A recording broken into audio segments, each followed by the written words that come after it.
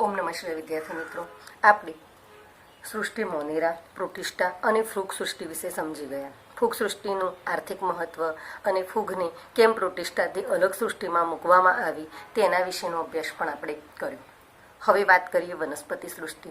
તો વિદ્યાર્થી મિત્રો, વનસ્પતિ સૃષ્ટિ અને પ્રાણી સૃષ્ટિ બંને વિશે વિગતવાર આના પછીના બે ચેપ્ટર છે, વનસ્પતિ સૃષ્ટિ અને પ્રાણી સૃષ્ટિના વર્ગીકરણના, એની અંદર આપણે સુવ્યવસ્થિત રીતે અભ્યાસ કરીશું. હાલ શોર્ટમાં વનસ્પતિ સૃષ્ટિની જે માહિતી છે એ આપણે આપી દઈએ. તો વનસ્પતિ સૃષ્ટિ આપણે જાણીએ છીએ કે વનસ્પતિ સૃષ્ટિ જે ઉચ્ચ કક્ષાની સજીવો છે અને તેની અંદર સુકોષ કેન્દ્રીય હરિતદ્રવ્ય ધરાવતા બહુકોષીય સજીવોનો સમાવેશ થાય છે. તો વનસ્પતિના કોષો કેવા હોય છે? તો હરિતદ્રવ્યો ધરાવતા, રસધાનીઓ ધરાવતા અને કોષ દિવાલ સાથે સુકોષ કેન્દ્રીય રચના ધરાવે છે. કોષ દિવાલ મુખ્યત્વે સેલ્યુલોઝની બનેલી જોવા મળે છે. પોષક તો હરિતકણો અને હરિતદ્રવ્યને કારણે વનસ્પતિઓ પ્રકાશ સંશ્લેષી શોપજીવી છે, એટલે કે બધી જ લીલી વનસ્પતિઓ પોતાની જાતે પોતાનો ખોરાક તૈયાર કરે છે. માત્ર અર્કજવર અને વિનસ મક્ષીપાક્ષ કીટભક્ષી વનસ્પતિઓ આંશિક રીતે વિષમપોષી છે. એક અમરવેલ જે છે તે પરોપજીવી જીવન ગુજારે છે, કારણ કે અમરવેલ હરિતદ્રવ્ય ધરાવતી નથી. તો અહીં આગળ કીટભક્ષી તરીકે મીનપાશ અને અર્કજવર આ બંને વનસ્પતિઓ જોવા મળે છે, જે આંશિક રીતે એટલે કે થોડીક વિષમ પોષી છે, કીટકો ઉપર આધાર રાખે છે, કીટકોનો ખોરાક તરીકે ઉપયોગ કરી અને પોતાનો ખોરાક પ્રાપ્ત કરે છે. વનસ્પતિઓ મુખ્યત્વે સ્ટાર્ચ સ્વરૂપે સંચિત ખોરાક કરે છે. વનસ્પતિના જીવનચક્રમાં દ્વિકીય બીજાણુજનક અને એકકીય જન્યુજનક એમ બે વિશિષ્ટ તબક્કા એકબીજાને એકાંતરે જોવા મળે છે, જે એકબીજાથી મુક્ત કે એકબીજા પર આધારિત હોય. આ એકકીય અને દ્વિકીય તબક્કાઓની સમય અવધિ વનસ્પતિઓના જુદા જુદા જૂથોમાં જુદી જુદી છે. આ ઘટનાને આપણે એકાંતર જનન કહીએ છીએ. હવે એકાંતર જનન સમજાવવા માટે તો વનસ્પતિના જીવનની અંદર બીજાણુજનક અને જન્યુજનક એમ બે અવસ્થાઓ જોવા મળે. જન્યુજનક અવસ્થા હંમેશા પ્રજનન કોષો એટલે કે પ્રજનન તંત્રની અંદર આપણે જોવા મળે છે. આપણે વાત કરીએ બીજાણુજનક અવસ્થા એટલે કે વનસ્પતિના બીજ જે હોય છે તે કેવા હોય છે? 2n. અને એમાંથી નિર્માણ શું પામશે? વનસ્પતિ. આ વનસ્પતિ પર શું ઉત્પન્ન થશે? પુષ્પો. પુષ્પોની અંદર પુકેસર અને સ્ત્રી કેસર બંનેની અંદર આની અંદર નર એટલે કે આની અંદર ઉત્પન્ન થશે પરાગરજ, નરજન્યુકોષ. આની અંદર માદા જન્યુકોષ, જેને આપણે અંડકોષ કહીશું. તો અંડકોષ જે અંડકમાં ઉત્પન્ન થાય. તો બીજાણુજનક પેશી એટલે બીજાણુ કેવા હોય? 2n. 2n માંથી વનસ્પતિનું નિર્માણ થશે. સમગ્ર વનસ્પતિ બીજને આપણે જમીનમાં રોપીએ એટલે વનસ્પતિનું નિર્માણ થશે. આ નિર્માણ થયેલી વનસ્પતિ પર પુષ્પનું સર્જન થશે. પુષ્પોની અંદર પુકેસર અને સ્ત્રીકેસર ઉત્પન્ન થાય, જેમાં અર્ધીકરણ દ્વારા NN એટલે કે એકકીય રંગસૂત્ર ધરાવતા પ્રજનન કોષો ઉત્પન્ન થશે. આ જે પ્રજનન કોષો છે તેમાં સંયુગ્મન થશે અને સંયુગ્મન થઈ અને ફરીથી ફળની, બીજની નિર્માણ થશે અને આ બીજ એ બીજાણુજનક અવસ્થા જોવા મળશે. આમ બીજાણુજનક અને જન્યુજનક પુષ્પમાં કઈ જોવા મળશે? જન્યુજનક. એટલે બીજાણુજનક અને જન્યુજનક અવસ્થા એકબીજાને એકાંતરે જોવા મળે છે, જેને વનસ્પતિના જીવનચક્રમાં જોવા મળતું એકાંતર જનન તરીકે આપણે ઓળખીએ છીએ. તો વિદ્યાર્થી મિત્રો, આમ વનસ્પતિના જીવનચક્રની અંદર એકાંતર જનન જોવા મળે અને વનસ્પતિઓમાં સમાવિત સભ્યોમાં લીલ, દ્વિઅંગી, ત્રિઅંગી, અનાવૃત બીજધારી અને આવૃત બીજધારી વનસ્પતિઓ જે છે તેનો અભ્યાસ આપણે આના પછીના ચેપ્ટરની અંદર કરીશું. હાલ પ્રાણી સૃષ્ટિનું વર્ગીકરણ. તો પ્રાણી સૃષ્ટિ જે છે તેના વિશેનો અભ્યાસ પણ આપણે તે પછીના વનસ્પતિ સૃષ્ટિ પછીના જે ચેપ્ટર છે એની અંદર કરીશું. અત્યારે શોર્ટમાં સમજી લઈએ કે પ્રાણી સૃષ્ટિના સામાન્ય લક્ષણો કેવા છે. તો વિષમપોષી અને સુકોષ કેન્દ્રીય પ્રાણીઓ હંમેશા વનસ્પતિઓ પર આધારિત છે, પોતાનો ખોરાક જાતે બનાવતા નથી. માટે વિષમપોષી પ્રકારનું જોવા મળે છે અને શું કોષ કેન્દ્રીય ઉચ્ચ કક્ષાના સજીવો છે, માટે શું કોષ કેન્દ્રીય સજીવો છે. દેહ રચના બહુકોષીય, કોષ દિવાલનો અભાવ, પ્રાણી કોષ આવે એટલે કોષ દિવાલનો અભાવ. પોષણની બાબતમાં પ્રત્યક્ષ કે પરોક્ષ રીતે ખોરાક માટે વનસ્પતિ પર આધાર રાખે છે. ખોરાકના અંતઃગ્રહણની રીતે પ્રાણી સંપોષણ પ્રકાર દર્શાવે છે. તેઓ તેમના ખોરાકનું પાચન આંતરિક ગુહા કે અન્નમાર્ગની અંદર, આંતરિક ગુહા એક કોષીય એવા સજીવો હશે, કેટલાકમાં આંતરિક ગુહા હશે. ઉચ્ચ કક્ષાના સજીવોની અંદર અન્નમાર્ગની રચના થયેલી જોવા મળશે, જેના દ્વારા તે ખોરાકનું પાચન કરે છે. સંચિત ખોરાક અહીં આગળ વનસ્પતિની અંદર સ્ટાર્ચ સ્વરૂપ હતો, અહીંયા ગ્લાયકોજન કે ચરબી સ્વરૂપે. વૃદ્ધિ ચોક્કસ વૃદ્ધિ પ્રક્રિયાને અનુસરીને ચોક્કસ કદ અને આકાર ધરાવતી પુખ્તતામાં વિકાસ પામે છે. પ્રચલનની વાત કરીએ તો મોટા ભાગના સભ્યો પ્રચલન કરવા સક્ષમ છે. લિંગી પ્રજનનની વાત કરીએ તો મોટા ભાગના સભ્યોમાં નર અને માદા મૈથુન ક્રિયા દ્વારા લિંગી પ્રજનન કરી ભ્રૂણ વિદ્યાકીય વિકાસને અનુસરે છે. મોટા ભાગના કેટલાક જે સભ્યો છે એની અંદર લિંગી પ્રજનન માટે નર અને માદા અલગ અલગ જોવા મળતા નથી. ઉભય જેવી આપણે અળસિયા જેવા પ્રાણીઓ જે છે તે ઉભયલિંગી પણ જોવા મળે છે. હવે પ્રચલનની વાત કરીએ તો મોસ્ટ ઓફ બધા જ પ્રકારના પ્રાણીઓ પ્રચલન દર્શાવે છે. અન્ય વિશિષ્ટતાની વાત કરીએ તો ઉચ્ચ સમુદાયના સભ્યો ખૂબ વિકસિત સંવેદના વાહક અને ચેતાચાલક કાર્ય પદ્ધતિ, જેને આપણે ચેતાતંત્ર મગજ કહીએ છીએ, તેવા ઉચ્ચ કક્ષાના સજીવો છે તે ખૂબ જ વિકસિત ધરાવે છે. સંવેદના વાહક એટલે કે ચામડી દ્વારા વાતાવરણની અસર વર્તાવવી, પછી આંખો દ્વારા જોઈ શકવું, કાન દ્વારા સાંભળી શકવું, જીભ દ્વારા સ્વાદ પારખવાની શક્તિ, તો આ બધી જ શક્તિઓ ધરાવતી વિશિષ્ટતા ધરાવે છે. ઉદાહરણની વાત કરીએ તો સછિદ્ર સમુદાય, કોષ્ટાંત્રી, પૃથુગોમી, સૂત્રક્રોમી, નુપુરક, સંધિપાત, મૃદુકાય, શૂળચર્મી અને મેરુદંડી, આ બધા જ સમુદાયોને આપણે પ્રાણી સૃષ્ટિની અંદર સમાવી શકીએ છીએ. તો વિદ્યાર્થી મિત્રો, હવે વાત કરીએ વાયરસ, વિરોઇડ અને લાઇકેન્સ વિશે. તો જ્યારે વાયરસ વિશે વાત કરતા હોઈએ તો તેની અંદરથી મુખ્ય 3 પ્રશ્નો આપણને પૂછાય છે. જેમાં પહેલો પ્રશ્ન આપણે સમજીએ કે વાયરસ અભ્યાસમાં વિવિધ વૈજ્ઞાનિકોનો ફાળો જણાવો. તો વાયરસના અભ્યાસમાં વૈજ્ઞાનિકોના ફાળાની વાત કરીએ તો લુઈ પાશ્ચર તેમને વાયરસનો અર્થ વિષ કે ઝેરી રસાયણ આપ્યો. વાયરસનો મતલબ જ થાય છે વિષ, એટલે કે તે હંમેશા ઝેરી હોય. આપણે જાણીએ છીએ કે બેક્ટેરિયા જે છે, કેટલાક બેક્ટેરિયાઓ આપણને ઉપયોગી છે, જેમ કે લેક્ટોબેસિલસ બેક્ટેરિયા જે આપણા દૂધમાંથી દહીં બનાવવાની પ્રક્રિયા કરે છે. રાઇઝોબિયમ બેક્ટેરિયા જે કઠોળ વર્ગની વનસ્પતિની મૂળગંડિકામાં રહેલા છે અને સહજીવન, એટલે કે ઘણા બધા બેક્ટેરિયા એવા છે કે જે આપણને નુકસાનકારક નથી. પરંતુ વાયરસ એટલે ઝેર, તે હંમેશા આપણને નુકસાનકારક જ જોવા મળે છે. તો લુઈ પાશ્ચરે વાયરસનો અર્થ વિષ એટલે કે ઝેરી રસાયણ વાળા સજીવો એવો આપ્યો. ડીઝે ઇવાનોવિસ્કીએ તેમને 1892માં તમાકુમાં કર્મીર રોગના રોગકારક સજીવ તરીકે સૂક્ષ્મજીવોને ઓળખાવ્યા, જેને આપણે મોઝેઇક ડિસીઝ ઓફ ટોબેકો તરીકે ઓળખીએ છીએ. તો તમાકુની અંદર જે જોવા મળતો હતો કિર્મેર રોગ, તેના માટે જવાબદાર સજીવ વાયરસ છે તેવું ઇવાનોવિસ્કીએ 1892માં કહ્યું. આ રોગકારકો બેક્ટેરિયા કરતાં પણ નાના છે અને બેક્ટેરિયા પ્રૂફ ફિલ્ટરમાંથી પસાર થઈ જાય છે. આ ખૂબ જ નાના છે એવું પણ આપણે સાબિત કર્યું કે તેઓ બેક્ટેરિયા પ્રૂફ ફિલ્ટરમાંથી પણ પસાર થઈ જાય છે.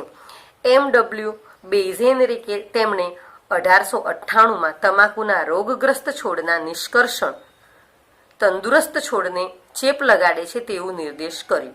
આ અર્કને ચેપકારક જીવંત રસાયણ તરીકે ઓળખાવ્યું. એટલે કે MW બેઇઝેરીને કે 1898માં તમાકુના જે રોગ એટલે કે કિર્મીર રોગથી જે પીડાતા હતા તે રોગનો અર્ક, તેનો રસ લઈ અને તંદુરસ્ત જે છોડ હોય છે તેને પણ તે ચેપકારક કરે છે અને તેના માટે જવાબદાર કોન્ટાઝિયમ વાઇવમ ફ્લુઇડ.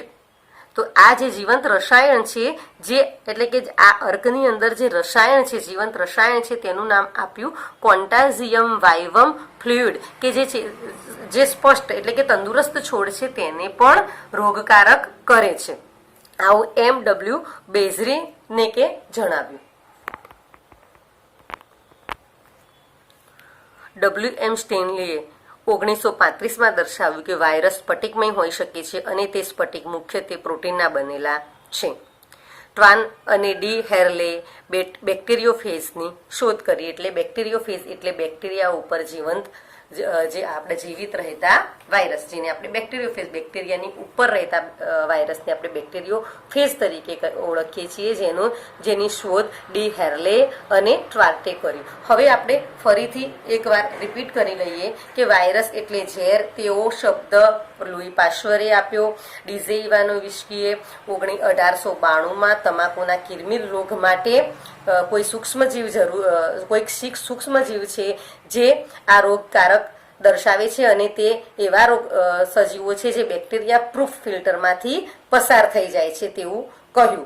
M.W. બેઝરિકે 1898માં તમાકુનો જે ચેપગ્રસ્ત કિરમિર રોગથી જે પીડાતા છોડ હતા તેમનો રસ લઈ અને સ્વસ્થ છોડની પાસે આપ્યો, તો એવું સાબિત થયું કે આ જે જીવંત રસાયણ છે તે જીવંત રસાયણને કારણે સ્વસ્થ છોડ પણ રોગકારક થાય છે.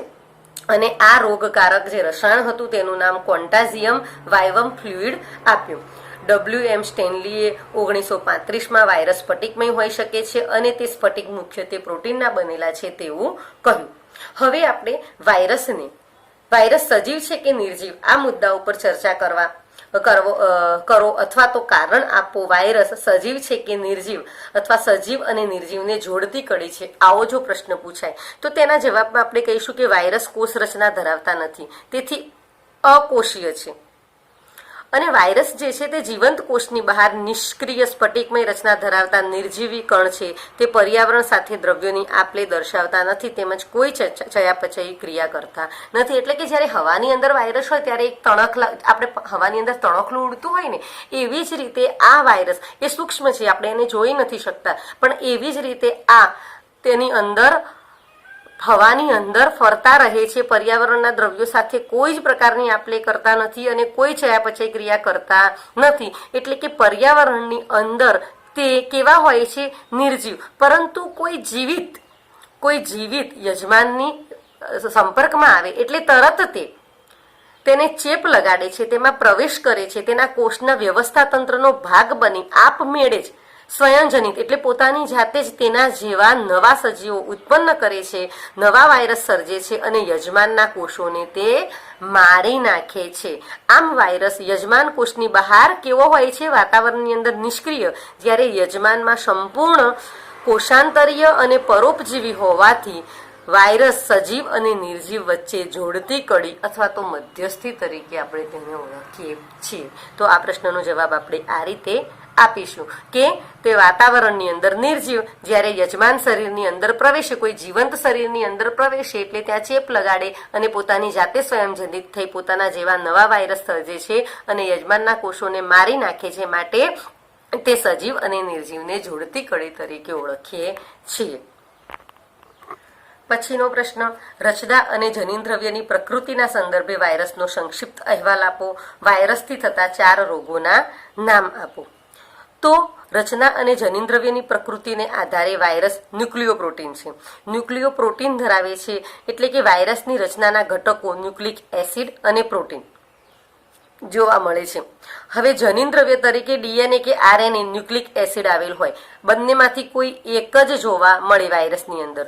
પ્રોટીનની વાત કરીએ તો ન્યુક્લિક એસિડની ફરતે આવેલું હોય, જે એટલે કે જે ડીએનએ કે આરએનએ આ છે તેની આજુબાજુ જે આવેલું હોય રક્ષણાત્મક પ્રોટીન આવરણ, જેને આપણે કેપ્સિડ તરીકે ઓળખીએ છીએ. અને આ કેપ્સિડની રચનામાં પોલીપેપ્ટાઇડ શૃંખલાના બનેલા નાના નાના પેટા એકમો જોવા મળે. એટલે કે આની અંદર જે નાના નાના પેટા એકમો જોવા મળે તે પેટા એકમોને આપણે કેપ્સોમિયર તરીકે ઓળખીએ. તો આવા નાના નાના કેપ્સોમિયર સાથે મળી અને કેપ્સિડ તરીકે ઓળખાતું પ્રોટીનનું આવરણ બનાવે. આ કેપ્સોમિયર કુંતલ કે ષષ્ટકોણીય ભૌમિતિક સ્વરૂપમાં ગોઠવાયેલા જોવા મળે છે. હું તમને હમણાં આકૃતિ બતાવું, પરંતુ આ કેપ્સોમિયર જે છે તે કુંતલ કે ષષ્ટકોણીય ભૌમિતિક સ્વરૂપમાં ગોઠવાયેલા જોવા મળે છે. હવે ન્યુક્લિક એસિડની વાત કરીએ તો એકલ શૃંખલામય અથવા બેવડી શૃંખલામય ડીએનએ ધરાવતા સજીવો છે. આપણે જાણીએ છીએ કે વાયરસની અંદર કાં તો ડીએનએ હોય અને કાં તો આરએનએ, બેમાંથી કોઈ એક જ ન્યુક્લિક એસિડ આવેલું હોય. ડીએનએ અને આરએનએ બંને એક સાથે જોવા મળતું નથી. તો એકલ શૃંખલામય આરએનએ જે છે તે વનસ્પતિને ચેપ લગાડતા વાયરસ છે. જ્યારે બેવડી શૃંખલામાં એટલે કે બેવડી શૃંખલાવાળા ડીએનએ હોય અથવા આરએનએ હોય તો તે પ્રાણીને ચેપ લગાડતા વાયરસ હોઈ શકે. બેક્ટેરિયોફેજ વાયરસ જે છે તેમાં જનીનદ્રવ્ય સામાન્ય રીતે બેવડી શૃંખલામાં ડીએનએ હોય છે અને તે બેક્ટેરિયાને ચેપ લગાડે છે. એટલે બેક્ટેરિયા ઉપર ચેપકારક તરીકે જીવતા વાયરસને આપણે બેક્ટેરિયોફેજ વાયરસ તરીકે ઓળખીએ છીએ. ફરીથી વાયરસની અંદર ન્યુક્લિક એસિડ તરીકે ડીએનએ અથવા આરએનએ કોઈ એક જ આવેલું હોય, આ બંનેની અંદર એકલ શૃંખલા એટલે કે એક જ શૃંખલાવાળું આરએનએ હોય તો તે વનસ્પતિને ચેપ લગાડતા વાયરસ હોય. પરંતુ આવી શૃંખલાઓ ડબલ જોવા મળે તો ડબલ શૃંખલાવાળું ડીએનએ અથવા આરએનએ હોય તો તે પ્રાણીઓને ચેપ લગાડી શકે. બેક્ટેરિયા ઉપર જે બેક્ટેરિયોફેજ વાયરસ છે એટલે કે બેક્ટેરિયા ઉપર ચેપ લગાડતા જે વાયરસ છે તેની અંદર જનીનદ્રવ્ય તરીકે બેવડી શૃંખલામાં ડીએનએ જ હોય છે, તેમાં આરએનએ હોતું નથી. હવે વાયરસથી થતા રોગોની વાત કરીએ તો ગાલપચોડું, શીતળા, વિસર્પિકા, ઇન્ફ્લુએન્ઝા, એઇડ્સ વગેરે જે છે તે વાયરસથી થતા રોગો છે. આપણે 4 રોગોના નામ આપવાના કહ્યા હતા: ગાલપચોડું, શીતળા, વિસર્પિકા, ઇન્ફ્લુએન્ઝા, એઇડ્સ, પછી તમાકુનો કિરમિર રોગ, એવું એ બધું જ તમે લખી શકો. અહીંયા વાયરસનું જે જનીનદ્રવ્ય છે તેના વિશેની થોડીક માહિતી, આ વિશેષ માહિતી છે. તો વિશેષ માહિતીમાં કે વાયરસની અંદર જોવા મળતું જનીનદ્રવ્ય ડીએનએ અથવા આરએનએ. ડીએનએ 2 પ્રકારે, બેવડી શૃંખલામય અને એકલ શૃંખલામય. તો બેવડી શૃંખલામય જે છે એને હર્પીસ વાયરસ, પોક્સ વાયરસ કહીએ છીએ અને તે હિપેટાઇટિસ બી વાયરસ તરીકે ઓળખાય છે. પછી વાત કરીશું એકલ શૃંખલા ડીએનએ ધરાવતો તો કોલિફેજ એફડી વાયરસ, બેવડી શૃંખલા આરએનએ જે રિયો વાયરસ છે, વાઉન્ડ ટ્યુમર વાયરસ તરીકે ઓળખીએ છીએ, અને એકલ શૃંખલા ધરાવતો ટીએમ ઇન્ફ્લુએન્ઝા વાયરસ જે પોલિયો વાયરસ તરીકે ઓળખાય છે. હવે વિદ્યાર્થી મિત્રો, હું તમને વાયરસની આકૃતિ બતાવી દઉં. તો આકૃતિની વાત કરીએ તો વાયરસ કંઈક આવો સ્ફટિકમય રચના ધરાવે છે, પુચ્છ અને પુચ્છ તંતુઓ ધરાવતી રચના છે. હવે આ જે સ્ફટિકમય શીર્ષ છે તેની અંદર જ આ પૂંછ અને આ પુચ્છ તંતુઓ ધરાવે છે. હવે એની અંદર આ રીતે આરએનએ અથવા ડીએનએ એક કુંતલ અથવા તો 2 કુંતલ ધરાવતા હોય અને એની અંદર આવા કેપ્સિડ તરીકે ઓળખાતા ઘટકો જોવા મળે. અને આ કેપ્સિડ શેનું બનેલું છે? કેપ્સોમિયરનું. તો કેપ્સોમિયર, ઘણા બધા કેપ્સોમિયર સાથે મળી અને કેપ્સિડ બનાવે છે અને તે ડીએનએ અથવા આરએનએ ને ઢાંકે છે, એટલે કે તેને રક્ષણાત્મક આવરણ પૂરું પાડે છે. હવે આપણે વાત કરીએ, ટૂંક નોંધ લખો, વિરોઇડ્સ. તો વિરોઇડ્સ જે છે તે ઈસવીસન 1971માં ટીઓ ડાયનરે વાયરસ કરતા નાના ચેપી સભ્યોની શોધ કરી, જેને આપણે વિરોઇડ્સ તરીકે ઓળખીએ છીએ. વિરોઇડ્સની રચનામાં મુક્ત ટૂંકો આરએનએ તંતુ આવેલો હોય. અહીંયા ડીએનએ તંતુ જોવા મળતો નથી, માત્ર મુક્ત ટૂંકો આરએનએ તંતુ આવેલો છે. પરંતુ વાયરસમાં જોવા મળતા રક્ષણાત્મક પ્રોટીન એટલે કે જે એની આજુબાજુ આવરણ જોવા મળતું હતું કેપ્સિડનું, તેનો અભાવ જોવા મળે છે. વિરોઇડ્સમાં આરએનએનો અણુભાર ખૂબ જ નીચો જોવા મળે છે અને બટાકામાં ત્રાકમય ગ્રંથિલ રોગ જેવા ઘણા વનસ્પતિ રોગો અને મનુષ્યમાં અલ્ઝાઇમર રોગ જેવા કેટલાક પ્રાણી રોગો વિરોઇડ્સના કારણે થાય છે. તો વિદ્યાર્થી મિત્રો, યાદ રાખજો, જ્યારે વાયરસ દ્વારા થતા રોગો અને વિરોઇડ્સ દ્વારા થતા રોગો અલગ અલગ છે. વાયરસથી થતા રોગોમાં ગાલપચોડિયું, શીતળા, વિસર્પિકા, ઇન્ફ્લુએન્ઝા, એઇડ્સ, પોલિયો, પછી તમાકુમાં થતો કિરમિર રોગ વગેરે આવશે. જ્યારે વિરોઇડ્સથી એક તો બટાકાની અંદર થતો ત્રાકમય ગ્રંથિલનો રોગ અને બીજો છે મનુષ્યમાં અલ્ઝાઇમર રોગ. આ બંને રોગ વિરોઇડ્સ દ્વારા થતા જોવા મળે છે. હવે લાઇકેનની વાત કરીએ તો લાઇકેન જે છે એ વનસ્પતિ સૃષ્ટિ અને પ્રાણી સૃષ્ટિ ને આપણે વનસ્પતિ અને ફૂગનું સહજીવન ગુજારતો સંબંધ ધરાવતી વનસ્પતિ છે. લીલ અને ફૂગના ઘટકો વચ્ચે પરસ્પર સહજીવી સંબંધ દર્શાવતા વનસ્પતિના પ્રકારને આપણે લાઇકેન કહીએ છીએ. ખરેખરમાં તે વનસ્પતિ છે જે ફૂગ અને લીલ બંનેના ભેગા ઘટકો ધરાવે છે. તેનું બંધારણ જે છે તે લીલ અને ફૂગનું સંગઠિત સુકાય બંધારણ છે, જેમાં ફાયકોબાયન્ટ એ લીલના સભ્યો, સ્વયંપોષી અને માઇકોબાયન્ટ એ ફૂગના ઘટકો તરીકે પરપોષી છે. તો લીલ અને ફૂગ બંને આ રીતે લીલ અને ફૂગ બંને એકબીજા સાથે જોડાઈ અને સંગઠિત સુકાય બનાવે છે. હવે અહીંયા આ જે છે તે લીલના ઘટકો અને આ છે તે ફૂગના ઘટકો, એ બંને સાથે મળી અને આવી એક રચના કરશે. હવે અહીંયા એકબીજા સાથે સહજીવન ગુજારવા માટે શું થશે કે લીલ જે છે તે સૂર્યપ્રકાશથી પોતાનો ખોરાક જાતે બનાવી શકે છે, પરંતુ તે જમીનમાંથી દ્રાવ્ય, લીલ ખરેખર પાણી વગર રહી શકતી નથી, જ્યારે આ લાઇકેન છે તે ભેજવાળી જમીન ઉપર રહે છે. તો લીલ જે છે તે મૂળતંત્ર ધરાવતી નથી, તે જમીનમાંથી ખોરાકનું શોષણ કરી શકતી નથી, પણ ફૂગ કેવી છે? પરોપજીવી, પરપોષી, વિષમપોષી. તો એ જમીન સાથે અથવા જે તે જ્યાં સ્થાપિત છે ત્યાંથી પોષક દ્રવ્યોને તે શોષી અને તે લીલને આપશે. લીલ પ્રકાશ સંશ્લેષણ કરી અને પ્રકાશ શક્તિનો ઉપયોગ કરી અને આ પોષક દ્રવ્યોનો ઉપયોગ કરી ખોરાક બનાવશે અને આ ખોરાક તે ફૂગને આપશે. આમ લીલ અને ફૂગ બંને એકબીજા સાથે સહજીવન ગુજારે છે. તેમની પરસ્પરતાનો સંબંધ તો ફૂગ વાતાવરણમાંથી પાણી અને પોષક દ્રવ્યો શોષી લીલને આપે છે, તેમજ લીલને તીવ્ર પ્રકાશ સામે રક્ષણ અને આશ્રય આપે છે. લીલ પ્રકાશ સંશ્લેષણથી ઉત્પન્ન થયેલા તૈયાર ખોરાક ફૂગને આપે છે. આમ લાઇકેન ખૂબ જ સારા પ્રદૂષક સૂચકો છે. તેઓ પ્રદૂષિત વિસ્તારમાં વિકાસ પામતા નથી. ઉદાહરણ તરીકે પાર્મેલિયા, સ્ટ્રિગ્યુલા, ઉસ્નિયા, દગડફૂલ. તો જ્યાં આગળ લાઇકેન્સ વધારે પ્રમાણમાં જોવા મળે તો સમજી લેવાનું કે અહીંયા પ્રદૂષણની માત્રા ખૂબ જ ઓછી છે. જ્યાં પ્રદૂષણ નથી ત્યાં જ લાઇકેન જોવા મળે. તો પ્રદૂષણના સારા સૂચક તે કહેવાય કે લાઇકેન્સ વિકાસ પામી શકે. તો સમજી લેવું કે ત્યાં પ્રદૂષિત હવા નથી. હવે કેટલાક ટૂંકા પ્રશ્નો છે તે આપણે સમજી લઈએ. તો વનસ્પતિઓ સ્વયંપોષી છે. શું તમે વિચારી શકો છો કે કેટલીક વનસ્પતિઓ કે જે આંશિક રીતે વિષમપોષી છે? તો આંશિક રીતે વિષમપોષીઓમાં ડ્રોસેરા, અર્કજવર, કળશપર્ણ, વિનસ મીનપાક્ષ એ બધી વિષમપોષી આવશે, કારણ કે આ બધી જ વનસ્પતિઓ કેવી છે? કીટ પક્ષી છે. કીટકો ઉપર ખોરાક માટે આધાર રાખે છે. અમરવેલ જે છે તે બીજા વનસ્પતિઓ ઉપર આધાર રાખે છે. વિરોઇડ એ વાયરસ કરતા કેવી રીતે જુદા પડે છે? તો વિરોઇડ માત્ર આરએનએનો ટૂંકો તંતુ ધરાવે અને તે આરએનએ, જ્યારે વાયરસ જે છે તે આરએનએ કે ડીએનએ બેમાંથી કોઈ પણ એક ધરાવે. વિરોઇડ્સ વાયરસની જેમ કેપ્સિડનું આવરણ ધરાવતા નથી. આમ વિરોઇડ્સ વાયરસ કરતા જુદા પડે છે. ફાઇકોબાયન્ટ અને માઇકોબાયન્ટનો અર્થ શું થશે? તો ફાઇકોબાયન્ટ લીલના ઘટકો છે અને તે સ્વયંપોષી છે, જ્યારે માઇકોબાયન્ટ એ ફૂગના ઘટકો છે અને તે વિષમપોષી છે.